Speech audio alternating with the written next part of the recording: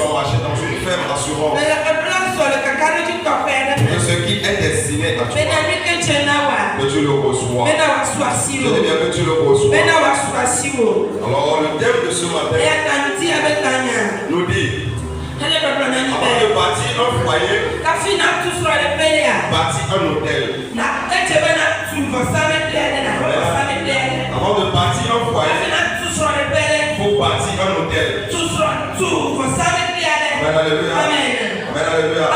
Et lorsque je parle de foyer, je parle de l'alliance entre deux personnes. Et lorsque je parle d'hôtel, je parle d'une personne et de l'esprit. Amen, alléluia. Lorsqu'on veut parler d'hôtel, on veut parler de deux personnes. Un être humain, un hôtel. Un être humain et un esprit se retrouvent devant un hôtel.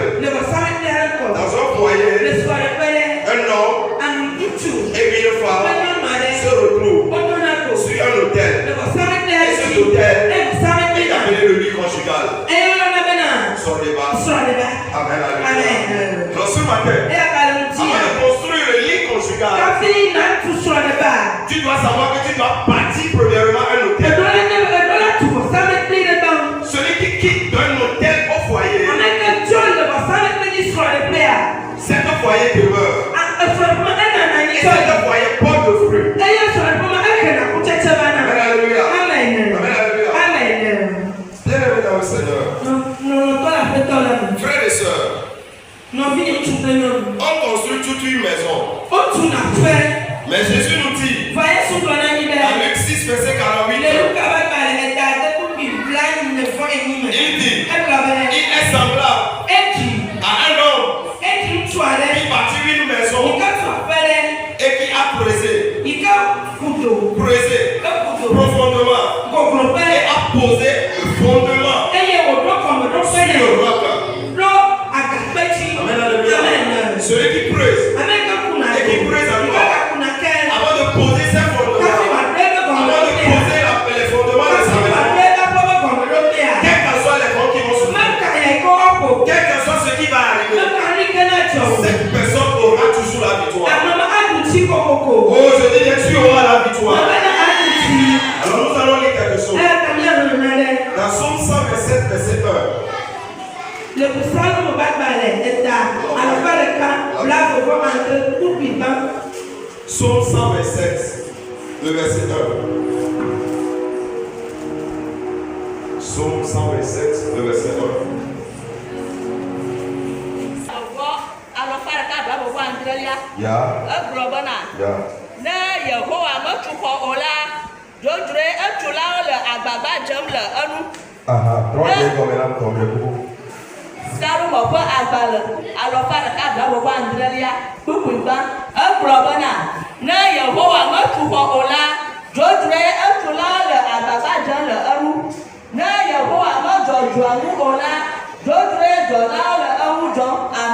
Amen.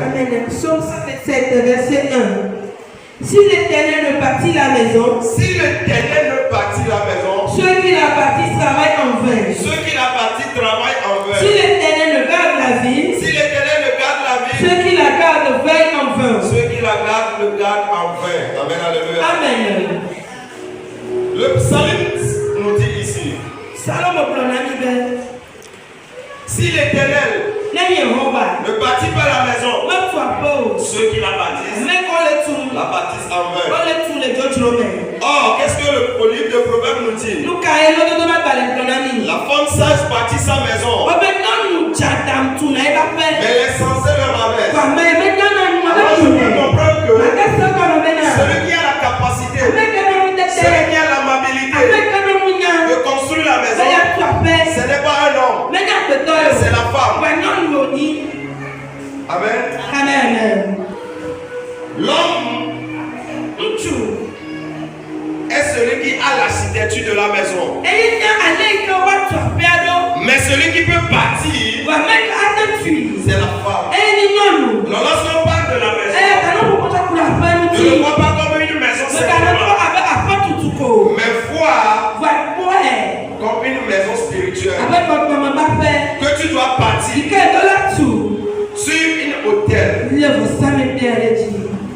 Et lorsque cette maison est bâtie, quelles qu'en soient les tempêtes, quels qu'en soient les vents, cette maison va demeurer éternellement.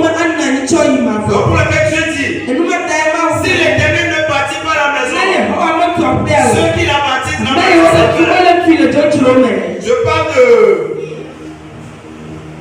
Avant de bâtir un foyer, il faut bâtir un hôtel. Il faut bâtir quoi? Un hôtel. Aujourd'hui, on court après le mariage. La dot, la robe blanche, les photos. Mais on a oublié l'hôtel. Or, toutes ces choses, on s'est fondement sur l'autel. Lorsque ton mariage peut être affermi, ça dépend de l'autel sur laquelle tu l'as bâti. Si ta dot va réussir, ça dépend de l'autel sur laquelle tu l'as établi. Si tu vas acheter ta robe de mariage, ça dépend de l'autel sur laquelle tu l'as bâti. Avant de choisir un photographe pour ton mariage, pour ta dot, ça dépend de l'autel sur laquelle tu communiques. Parce que beaucoup, lors de leur cérémonie de mariage, lors de leur cérémonie de dot, il y a juste une personne. Il a pris une vue et il est parti dans les mouvements. Il est parti chez les marabouts. Et cette mariage est détruit. Et cette dot est détruite.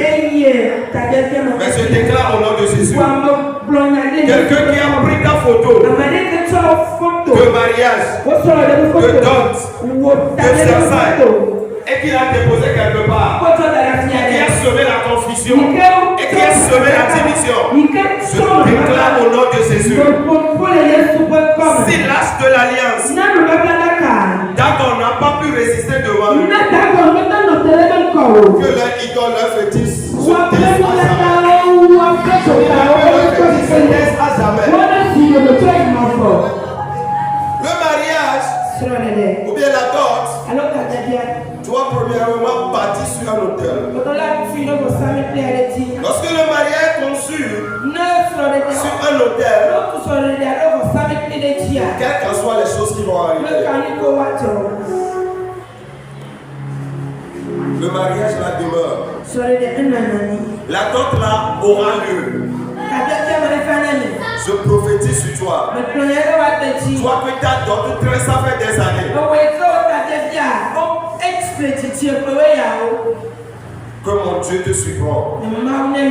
Je dis bien que mon Dieu te surprend. Il dit bien, si l'Éternel ne bâtit pas sa maison, ceux qui la bâtissent, la bâtissent. Amen, alléluia. Alors mon introduction déjà doit te parler de quelque chose. Mais avant tout choix, tu dois bâtir ça sur quelque chose. Avant tout choix, tu dois faire alliance avec un esprit. Un mariage qui n'a pas de fondement spirituel, ça se brise. Une dot qui n'a pas de fondement spirituel, ça se brise. Une robe blanche qui a été payée sans fondement spirituel, il n'y a pas mis la robe.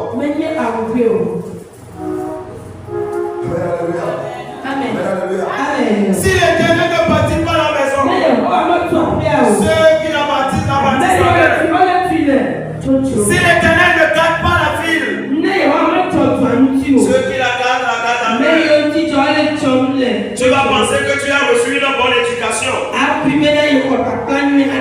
hélas, laisse-moi te dire, ton éducation qui n'a pas de source divine ou bien spirituelle n'est pas une éducation, c'est juste un enseignement. Amen, alléluia. Toute éducation doit avoir son fondement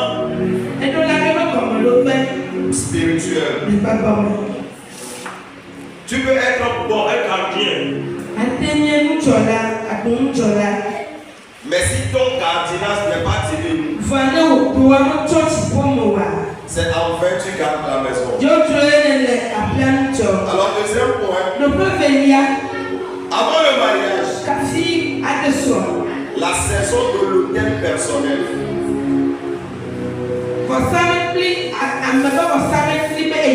Oui, avant le mariage. Le point. La saison de l'hôtel personnel. Avant tout mariage, tu dois bâtir un hôtel. Avant toute dot, tu dois bâtir un hôtel. Si l'hôtel n'est pas bâti, et que tu te précipites pour te marier, et que tu cours pour te marier, c'est en fait tu te maries. Tu vas marier dans 2 mois, tu vas te divorcer. Parce que tu n'as pas bâti premièrement ton foyer sur un hôtel. Un foyer qui est bâti spirituellement. Quel qu'en soit ce qui va arriver, quel qu'en soit le caractère de l'homme, quel qu'en soit le caractère de la femme, quel qu'en soit les péripéties de la famille, cette mariage va demeurer. Cette dot sera faite. 1 Corinthiens 7, verset 32. Il dit, celui qui n'est pas marié s'inquiète des choses du Seigneur.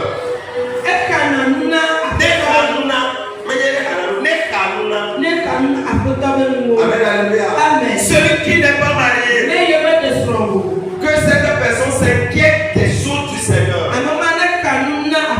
Si on parle de celui qui n'est pas marié, cela veut dire que cette personne avise à être mariée. Alors, avant d'être marié, tu dois premièrement s'intéresser des choses du Seigneur. Si tu vois quelqu'un, tu veux la marier, tu veux le marier, et qu'au préalable, il ne s'intéresse pas aux choses du Seigneur, pose-moi la question. Est-ce que c'est un enfant de Dieu? Ou bien c'est un enfant du diable? Parce que Jésus dit, il faut que je fasse la volonté de mon Père. Parce qu'il sait qu'il est célibataire.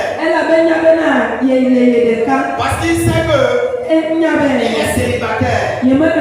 C'est pourquoi il doit s'occuper des choses de son Père. Jeune fille, jeune garçon, tu avises bien au mariage. Tu souhaites bien qu'on te donne. Mais est-ce que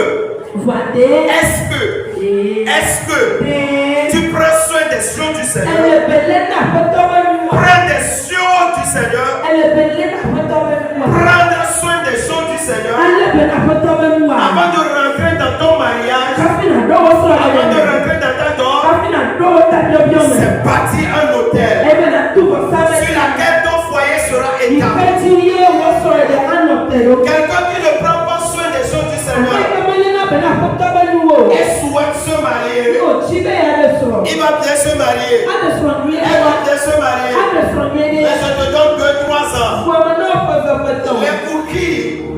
Les problèmes et les péripéties vont t'ôter ce mariage. Parce que tu n'as pas pris le temps de prendre soin de ton hôtel personnel. Jeune fille, jeune garçon, tu dois connaître l'hôtel personnel de ta vie. Tu dois établir un hôtel personnel avant de rentrer dans ton foyer. C'est pourquoi Ecclésiaste nous dit, quand tu es jeune, prends soin des choses du Seigneur. Il dit jeune, réjouis-toi dans ta jeunesse. Mais n'oublie pas qu'il y a un jour pour l'Éternel. Quelqu'un qui se rappelle des jours de l'Éternel, c'est cette personne-là qui bâtit un hôtel avant de rentrer là où il veut.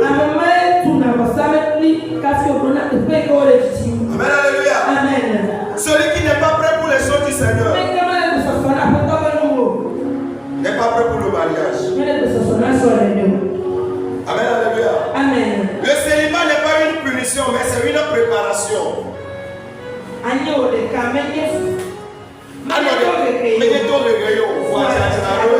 Le célibat que tu traînes n'est pas une punition.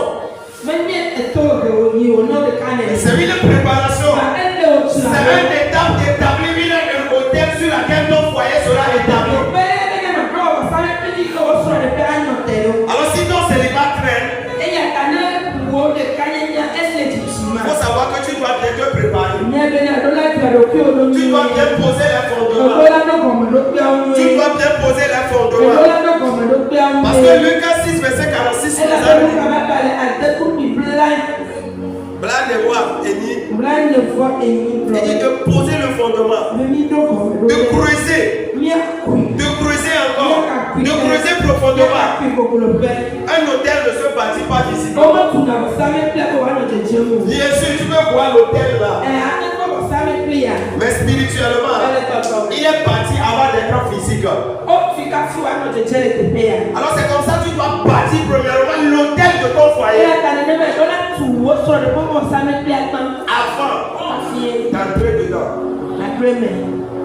Un foyer qui n'a pas pris le temps d'être bâti spirituellement ne peut pas durer. C'est pourquoi je te dis, non, célibat n'est pas une punition, mais c'est une préparation. Et dans cette étape de préparation, tu dois te donner aux choses du Seigneur. Tu dois aimer le Seigneur de toute ton âme. C'est pourquoi, dans les commandements de Dieu, Dieu a dit 10 commandements. Mais lorsqu'on demande à Jésus, quel est le commandement nouveau? C'est de dire hier. Il dit, premier abord, tu aimeras le Seigneur de tout ton cœur. Ma question pour toi, tu aspires bien au mariage, tu aspires bien à la dot, tu aspires bien au mariage, mais est-ce que tu aimes l'Éternel de tout ton cœur? Est-ce que tu aimes Dieu de tout ton cœur? Celui qui peut aimer Dieu de tout son cœur, Dieu le donne ce qu'il n'espère pas. Et cependant il dit, tu aimeras ton prochain comme toi-même. Est-ce que tu aimes ton prochain? Amen. C'est les deux commandements que Jésus a mentionnés. Jésus. Oh, Dieu a donné 10 commandements. Mais ceux qui s'intéressent à Dieu, ceux qui s'intéressent à Jésus plutôt, le commandement qui tient à Dieu, ou bien à Jésus. Il dit, tu vas aimer Dieu de tout ton cœur. Et cependant, tu vas aimer ton prochain comme toi-même. Et c'est l'étape de la préparation pour ton mariage. Amen, alléluia. Et dans cette étape, nous allons voir Paul. Nous allons voir Daniel. Nous allons voir Jésus. Il est célibataire. Et c'est dans son célibat qu'il a fait des exploits. Si le Dieu ne te suffit pas seul, il ne te suffira jamais à deux. Amen, alléluia. Si tu es seul et que tu n'as pas pris le temps que Dieu te suffise, ce n'est pas à deux qui va vous suffire. On va voir quelques vérités. Lorsque tu veux bâtir ton hôtel personnel avant le mariage, premier point, spiritualité. Le spirituel. Avant de bâtir cet hôtel, tu dois te poser la question. Est-ce que celui avec qui je veux aller, cette personne est comme moi? Cette personne voit comme moi? Cette personne marche comme moi? Est-ce que cette personne prie comme toi?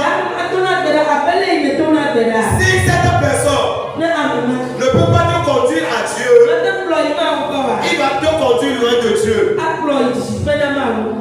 Amen.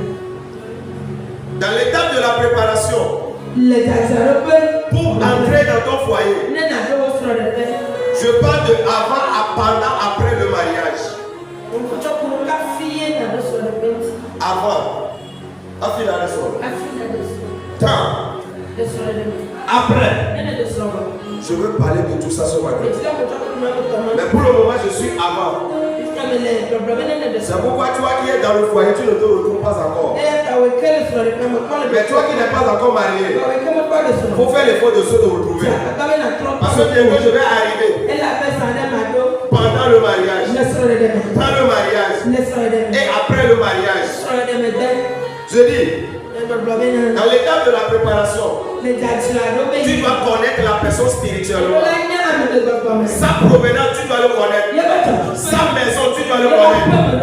Tu dois connaître les choses qu'il adore, les choses qu'elle adore, les choses sur lesquelles leur famille est établie. Tu dois connaître ça. Si tu ne connais pas ça, et tu dis j'ai trouvé Afi, j'ai trouvé Adjo, j'ai trouvé Kofi, j'ai trouvé Tata pour se marier. Tu n'as rien fait. Tu maries la chair. Mais on ne marie pas la chair. On marie l'esprit. On marie les os. C'est pourquoi Adam dit c'est l'os de ma sexe. C'est l'os, c'est la chair de ma chair. Les os de mes os. Amen, alléluia. Ces deux dimensions sont épousables. Mais si tu es marié, si tu épouses juste la chair, si tu maries juste la beauté, la Bible nous dit que la beauté est trompeuse. Et la beauté est vaine. Et la grâce est trompeuse. La grâce qu'elle est belle, c'est bon. La grâce qu'elle est ton genre, c'est bon. Mais ça ne se limite pas là-bas. Qu'est-ce qu'il adore? Qu'est-ce qu'elle adore dans leur maison? Dans son village, qu'est-ce qu'elle adore? Dans leur famille, qu'est-ce qu'elle adore? C'est ça qui est le bon. Amen, alléluia. Amen. Si tu ne tiens pas compte de tout ça, et tu rentres dans le mariage, tu donnes ta tête, on va couper ça.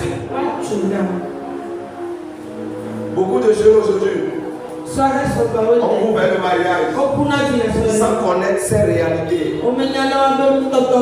Et d'un jour à l'autre, il se dit, oh, nous c'est quoi dans cela j'ai mis ma tête? Tu savais. Et les codes d'accord. Tu as mis la tête. Et ce matin, si tu peux prendre la décision. Peut-être tu as déjà mis la tête. Lorsque tu écoutes cet ensemble, quand tu ouvres tes yeux, quand tu ouvres tes oreilles, que ce qui est la force d'être dans le foyer, qui permet que ton mari ne prenne pas soin de toi. Parce que tu dois le savoir, car avant tu ne le savais pas. C'est quoi ça? Tu voulais te lever. Tu veux marier un homme de bête. Ou bien un homme d'aplat. Ou bien un homme d'agouet.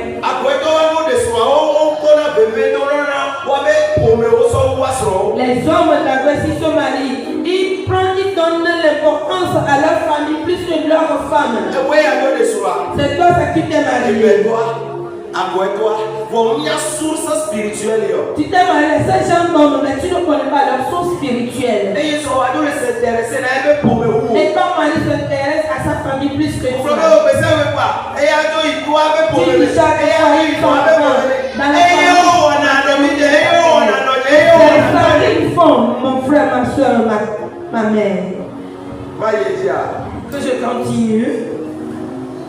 Amen, alléluia. Amen. Les meilleures réalités, si tu ne connais pas ces réalités, les meilleurs ordres spirituels, si tu ne connais pas ces ordres spirituels, c'est toi, tu t'es marié un homme de faucon. On dit qu'ils ne donnent pas l'argent. Mais dans leur génération, Il ne donne pas de l'argent. Pas si ce mari. Il lui donne un champ cultivé. Et il cultive. Et si la femme, elle ne prend pour prendre soin de la maison. Tu t'es marié. Il ne te donne pas l'argent. Ils l'ont donné un champ à cultiver. Tu cultives. Et tu continues. Et pour prendre soin de la famille. Œuvre conseil dans cette source spirituelle. Tu vas calomnier l'homme. Tu vas accuser l'homme. Mais lui ne sait pas.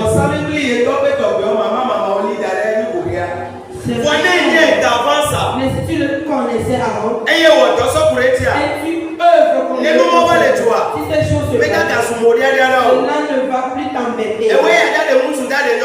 C'est que tu veux marier une fille et un homme. Et il est le Benjamin. Il ne sert rien faire. Parce que Car ses frères et soeurs font tout. C'est toi qui t'es marié à cette femme. Et la fille qui t'est mariée à elle a laissé l'assiette sur la table. Ce sont ses frères. Tu ne connais pas ce c'est toi qui veux te marier sur ton pied Benjamin. On l'a choisi d'une manière. Il ne fait rien du tout. Toi qui t'es marié. Si Manasseh était là-bas, il n'arrive à rien faire. Sa femme ne l'aide pas. Parce que tu ne connais pas le fond. L'amour t'a aveuglé. Et tu m'as aveuglé. Mais ce matin, le Dieu qui donne la paix dans les consciences, il appelle l'une de mes femmes comme le Jésus.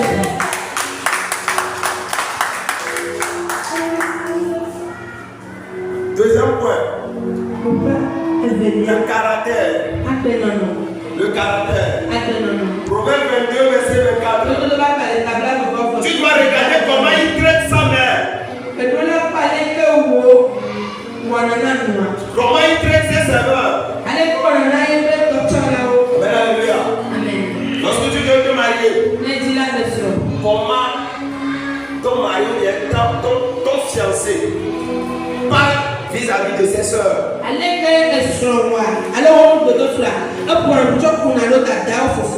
Comment il parle. Ceux qui sont avec lui, ses amis, comment il les traite. Tu dois savoir tout ça. Parce que lorsque tu ignores ça, un jour, ta belle-mère, ton beau-père, ta mère, son père est venu dans le mariage. Et il se comporte d'une manière. Tu vas demander, tu vas te dire. Oh, je ne sais pas que les oh, c'est comme ça il était. Il est comme ça. C'est comme ça il est. Mais si tu n'as pas appris ses sources divines, ses sources spirituelles, son caractère, tu n'as pas appris ça. Tu es juste focalisé sur la concurrence. La beauté, les yeux, les seins, les fesses. Tu t'es concentré sur ces choses. En oubliant le caractère. Il dit, montre-moi avec qui tu fréquentes et je te dis qui tu es. Montre-moi avec qui tu fréquentes et je te dis qui tu es. Lorsque tu veux sortir avec un homme, tu veux sortir avec une fille. Vis-à-vis de cette fréquentation, tu sais qui il est. Si chaque fois certaines personnes célèbrent des boîtes de nuit, célèbrent des choses du monde, il faut savoir que même si toi, chrétien, tu vas l'amener à l'église, finalement il va retourner dans le monde.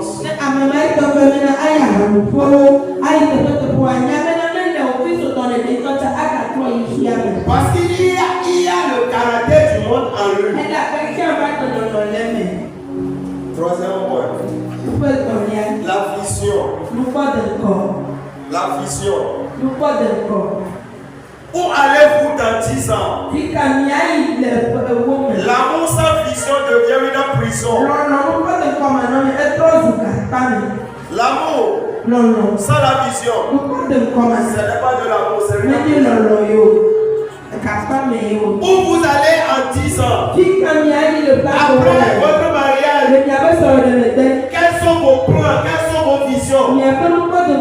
Quelles sont vos perspectives d'avenir? Amos 3, verset 3. Il dit, deux personnes assis ensemble sans être convenues d'avance. Oui, vous devez vous comprendre. Pas se comprendre parce que je t'aime, tu m'aimes. Alors, il faut se comprendre sur cette base. Certaines bases. Amen. Mais si la vision n'est pas établie, et tu te dis je t'aime, tu m'aimes.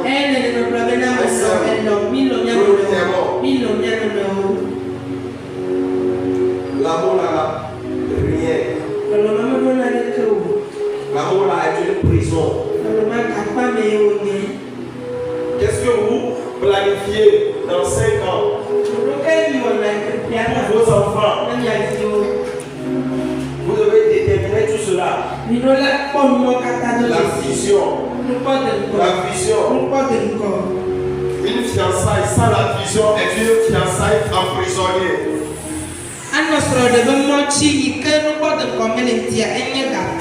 Amen, alléluia. Est-ce que je fais du bien à quelqu'un ce matin? Oh, je dis, est-ce que je fais du bien à quelqu'un ce matin? Le quatrième point, la paix. Est-ce que la personne avec qui tu fréquentes, il y a la paix en lui? S'il n'a pas la paix, il faut revoir. Lorsque je parle de la paix, je ne parle pas de la paix comme P-A-I-S. Non. La paix n'est pas un mot, mais la paix c'est un comportement.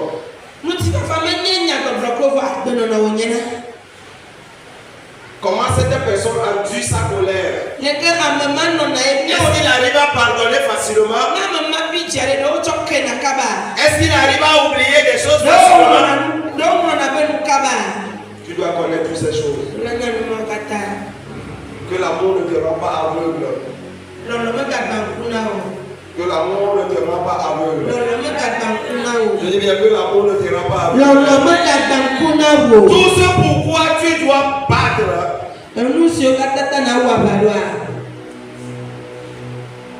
Tu dois savoir là où tu vas. Jacob a travaillé 14 ans pour Rachel. Il a bâti son caractère avant de bâtir son foyer.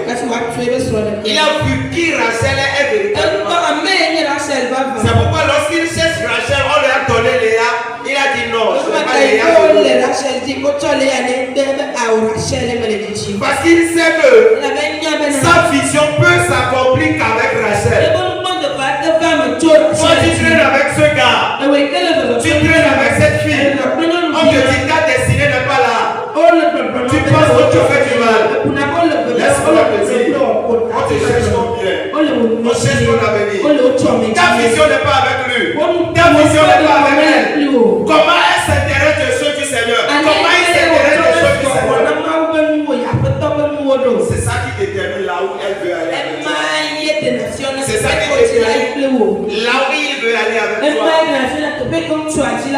Quelle paix tu trouves dans son adoration? Comment il aime les choses de Dieu? Oui.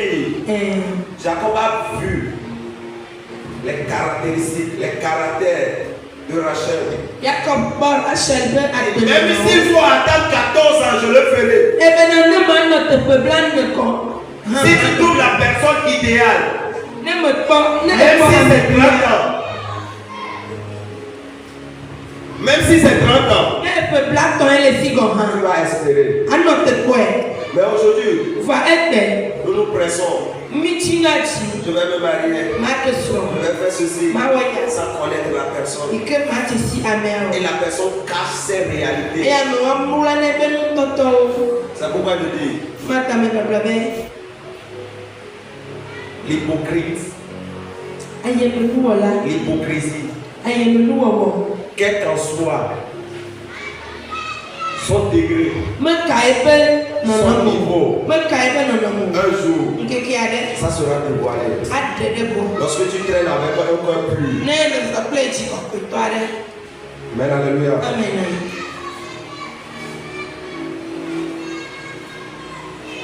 Pendant le mariage, autel à deux. Genèse 2, verset 24.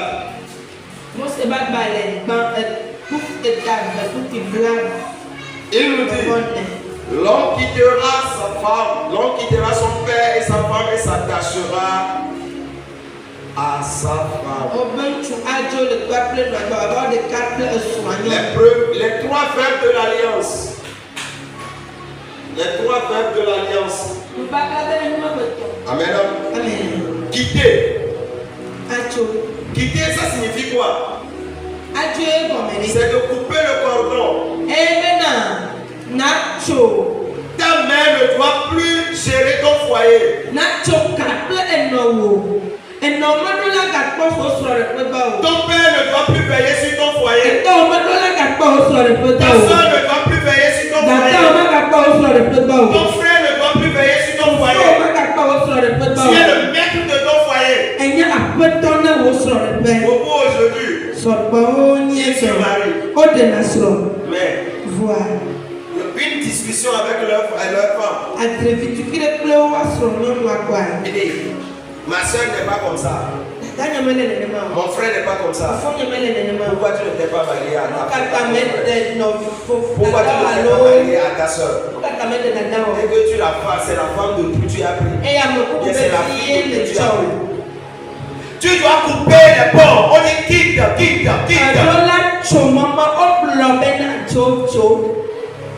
C'est comme ça ma mère prépare la chose. Oui, c'est bon, c'est comme ça elle prépare. Mais vous n'êtes pas étudiés ensemble. Je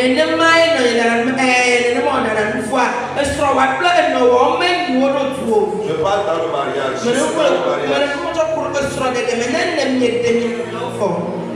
J'ai quitté le choix du conjoint.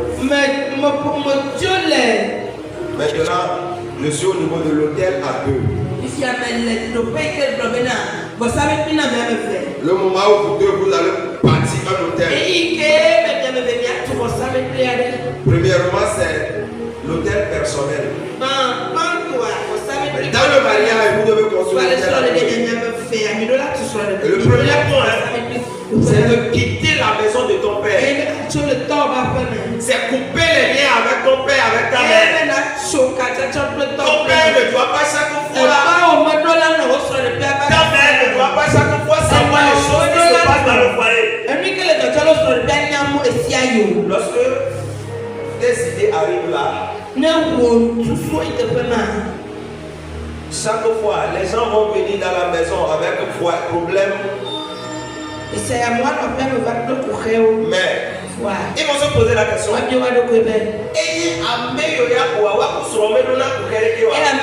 son mari n'ont jamais de problème. Et son mari n'ont jamais de problème. Car ils attendent que tu amènes un problème. Car ils n'ont pas coupé ce cordon.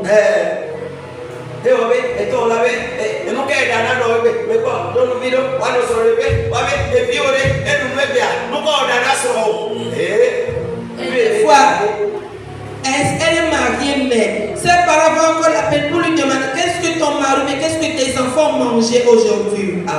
Non.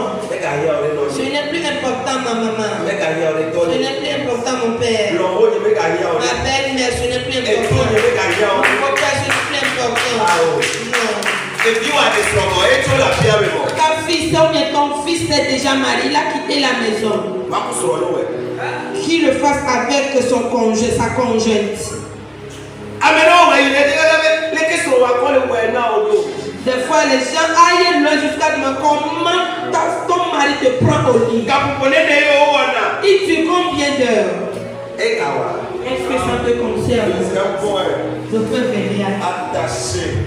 S'attacher. Tu dois savoir, lorsque tu quittes la maison de ton père, lorsque tu quittes la maison de ta mère, tu dois savoir s'attacher à ton mari. Tu dois savoir s'attacher à ta femme. Pour que vous soyez un témoin. Le mariage est une alliance. Pas un contrat.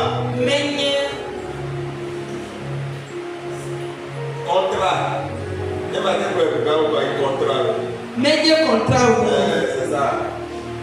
Amen, alléluia. Amen. Le mariage, c'est une alliance. C'est pas un contrat. On peut toutefois briser un contrat. Mais l'alliance ne se coupe pas. On ne brise pas l'alliance. Amen. Si tu te maries sur le base d'un contrat, c'est contrat peut comme le fait.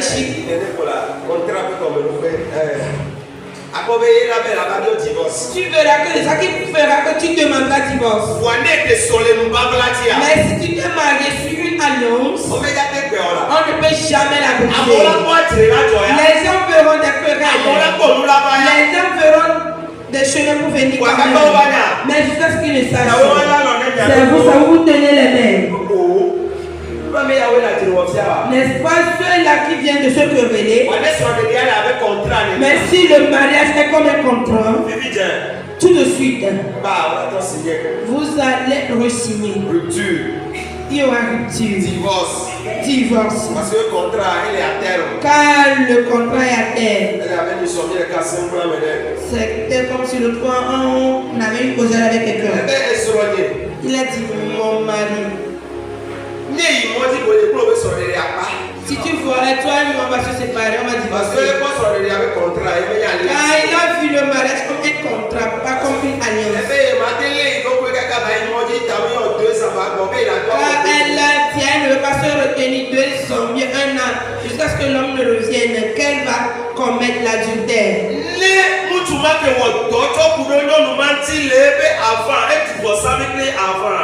Si cet homme avait œuvré concernant cette femme avant le mariage, s'il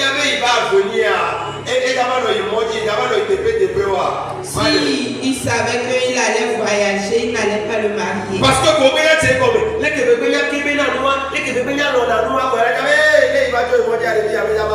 que lorsqu'ils ont commencé la manière dont elle aimait le sexe, ils devaient savoir que s'il voyageait, la fille va commettre l'adultère.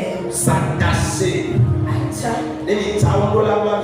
vous vous attachez, on ne doit pas vous séparer. Amen. Troisième point. Devenir une seule chair. Lorsqu'on parle de devenir, c'est spirituellement d'abord. Lorsqu'on parle de devenir, il y a encore 3 étapes là-bas. Devenir spirituellement d'abord. Ensuite l'émotion. Et après le physique.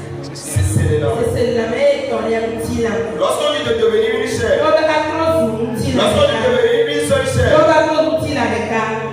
spirituellement, il y a une alliance qui vous lie. Et ça ne peut jamais être coupé. Amen. Et vos émotions également.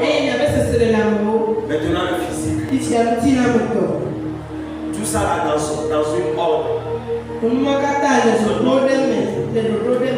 Amen. Maintenant le rôle de Dieu dans le mariage. Il dit, Marie, il faut que tu aimes ta femme. Le rôle que Dieu impose à la femme ou bien au mari à l'homme, c'est qu'il aime sa femme.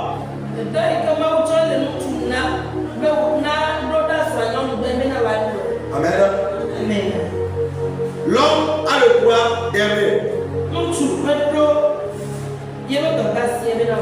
Et la femme a le droit d'être soumise. Et la soumission ne fait pas de toi un esclave, mais un copilote. Un être semblable. Amen, alléluia. Amen, alléluia. Amen. Vous devez savoir que devenir une seule chair, c'est à deux. Vous ayez la sagesse, afin que personne ne fasse obstacle à l'un. Amen, alléluia. Amen. Il ne faut pas que quelqu'un soit obstacle pour l'un.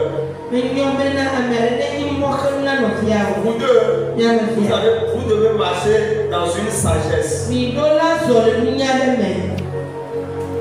faut pas que quelqu'un bloque l'adoration pour quelqu'un. Amen, alléluia. Amen. Maintenant, je reste après le mariage. Après le mariage, vous êtes marié. Il y a une autre réalité encore. Là, c'est de garder l'autel allumé. Tournez notre tirelire. Et tournez la tirelire. Que le feu ne soit pas éteint. Qui peut me rappeler le premier point? Le premier point nous dit quoi? Non. Après l'introduction, je vous saisis mal. Oui, avant le mariage, qu'est-ce qu'on fait? On bâtit un hôtel personnel. Deuxième point, on fait quoi? L'hôtel à deux. Troisième point, de garder l'autel allumé. Amen. Amen. Garder l'autel allumé. Psaume 73, verset 26. Mon corps et mon cœur peuvent s'épuiser, mais Dieu est le rocher de mon cœur.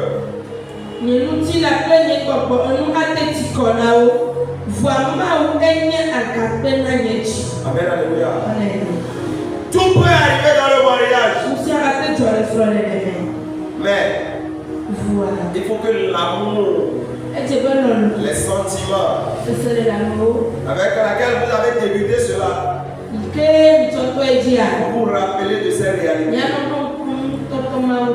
Amen, alléluia. Amen. La première réalité, la fatigue. Tu dois savoir que toi, homme, toi, femme, ça peut arriver des fois où la femme ou l'homme est fatigué par des bébés, par des travaux domestiques. Oui. Tu dois savoir que la manière dont il ou bien elle faisait les choses avec la fatigue, ça ne peut plus être pareil. Parce que la Bible nous dit, dans Ecclésiaste 3, il y a un temps pour toutes choses. Tu dois savoir que dans le mariage, il y a des temps de faiblesse. Et lorsque les temps de faiblesse arrivent, tu dois savoir comment aider ton homme, tu dois savoir comment aider ta femme. Mais lorsque tu ne remarques pas ces temps, ton mariage ne va pas durer. Deuxième point. L'argent. L'argent dans le mariage. Tu maries quelqu'un qui n'avait pas l'argent. Maintenant il a l'argent. Son comportement va changer. C'est pourquoi certaines femmes disent que lorsqu'il n'avait pas l'argent, il revenait vite. Lorsqu'il a trouvé de l'argent, il ne revient plus vite. Lorsqu'il n'avait pas d'argent, parce que le travail n'était pas assez. Mais lorsque le travail est assez et l'argent est venu, il ne va pas vite revenir. Mais ce n'est pas ça qui permet de le poser sur le travail quand tu passes ailleurs. L'argent, c'est ça qui fait. Mais c'est ça qui révèle le comportement, la nature d'être humain. Amen. C'est pourquoi je dis, je ne crois pas à l'humilité de pauvre. Je ne crois pas à l'humilité de pauvre.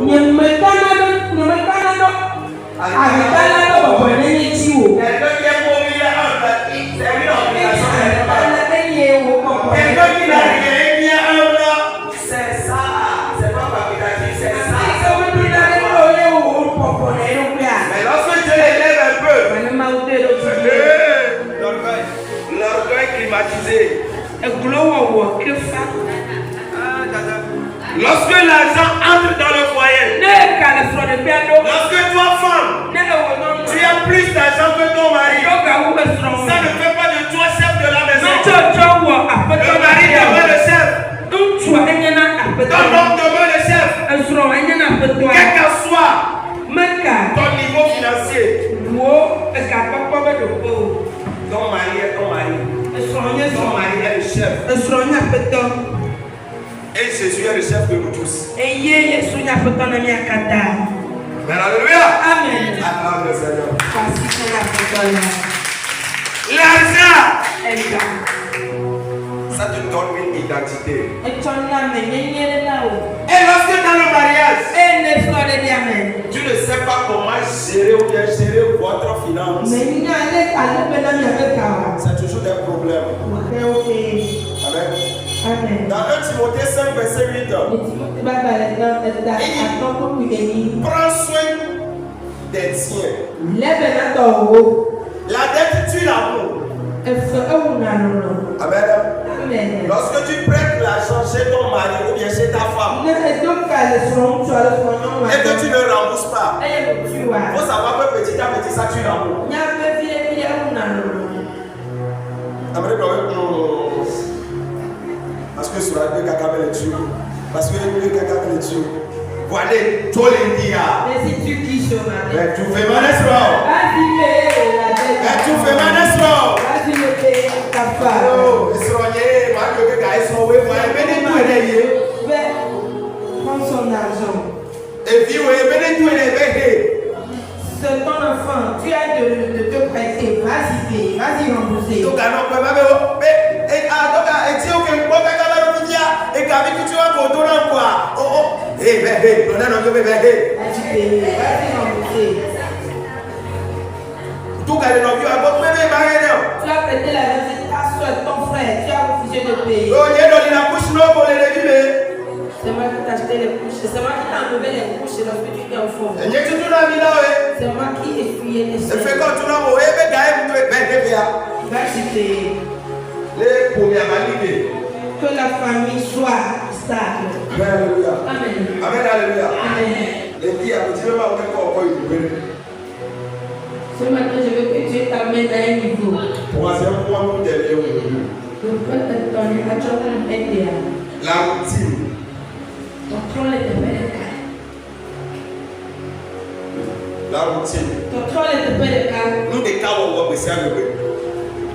Et ce moment-là, on compte des cas où on va les voir. Ta femme, ton mari verra la routine chez toi, la même chose chaque fois. Et nous, on met les trop. Les choses ne changent pas. Allez, pour la demander si il y a tout la c'est toujours la même. Ah non. Les choses doivent changer. Lorsque tu as eu un seul enfant, c'est fini. Tout est devenu désordre. Non. Les choses doivent changer. Chaque fois, tu dois démontrer un nouveau look à ton mari. Tu dois démontrer les nouveaux styles. De tous les côtés, les choses doivent changer. Ta manière de marcher. Le lit, ça devait être différent. Même comment manger. Les paroles. Tout chose doit changer. Si les choses demeurent, tu le pousses au dehors. Tu le pousses au dehors. Amen. Ce matin, je veux que Dieu t'ouvre une salle. Que Dieu élève ta compréhension. Pour que tu changes la manière de faire les choses. Chaque fois qu'il revient du boulot, ça juste le sang que tu prends pour déposer. Il faut lui faire un câlin. Petit chéri va en arriver. Comment a été le boulot? Mais si tu ne le fais pas, c'est quoi qui t'assied? On faisait déjà de retour. Non, on n'attendait pas à ceux. Vous êtes déjà de retour. Non, tu es là, tu es arrivé. Non, on y est pour Amen. Amen. Même s'il était revenu avec une colère, ta voix, ta parole doit amener une joie dans son cœur.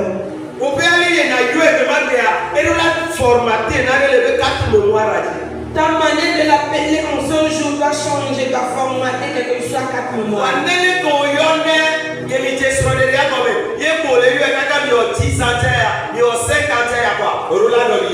Mais si c'est la manière tu l'appelais depuis vos fiançailles jusqu'à vous avez fait 10 ans de mariage, il faut revoir cela, il faut changer cette manière. Ce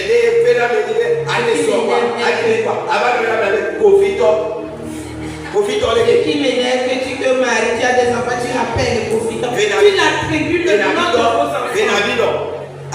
Non. C'est pas romantique.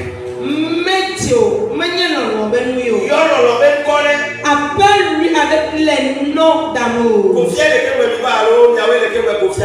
Est-ce que Kofi était avant vous? Bien, c'est vous qui étiez là avant Kofi.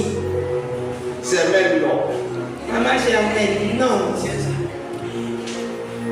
Amen, alléluia. Tu avais mon trésor, mon loulou. Appelle-le, nous voilà.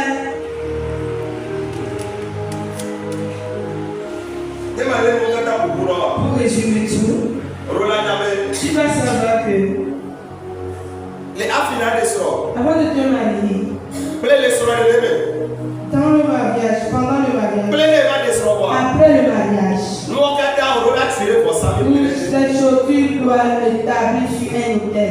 Si tu l'établis sur un hôtel, ça va demeurer. Amen.